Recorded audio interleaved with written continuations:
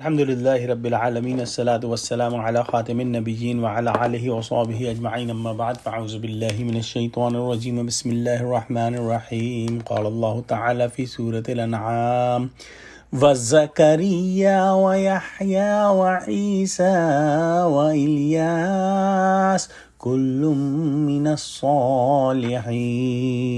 Translation: and Zachariah and Yahya John and Isa Jesus and Ilyas, all of them were of the pious and righteous. In the previous ayat, the verb wawahabna came, which means that Allah bestowed upon Ibrahim these prophets, and the prophets mentioned in today's ayah also from the children of Ibrahim alayhi salam. Prophet Zachariah alayhi salam was the father of Yahya alayhi salam. He prayed to Allah subhanahu wa ta'ala that give me children, and his wife was infertile. Allah subhanahu wa ta'ala gave him the son Yahya alayhi salam, who was prophet as well. During the same time, Isa alayhi salam's grandmother was also praying for a child, and she said that if I get a son, I will spare him for the service of Baitul Maqdas. But she delivered a female child, and the name of the child was kept Maryam Batul.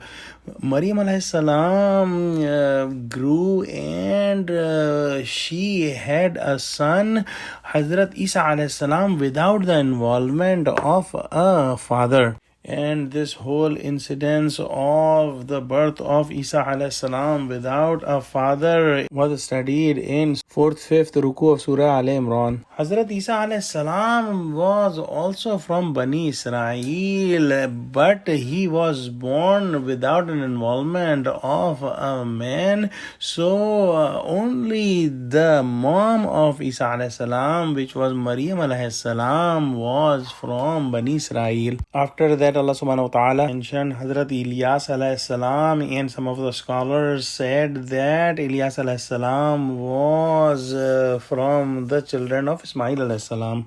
In the end of this ayah, Allah subhanahu wa ta'ala says that all of these were pious and righteous, which is the characteristic of all prophets. In the next ayah, Allah subhanahu wa ta'ala says, wa Ismaila wal Yasa'a wa Yunus wa Luta wa kullan faddalna ala al-alameen. Translation: and Ismail and Al-Yasa and Yunus, Jonah and Lut, and to all of them we preferred above all beings, Alameen. Hazrat Lut alayhi salam and Hazrat Yunus alayhi salam were not from the children of Ibrahim alayhi salam. So in this ayah, the verb hadaina is hidden, which means that Allah subhanahu wa ta'ala guided them. Hazrat Ismail alayhi salam was the son of Hazrat Ibrahim alayhi salam, and among the children of Hazrat Ismail alayhi salam, Prophet Muhammad sallallahu alayhi wa sallam came. Hazrat Al-Yasa'a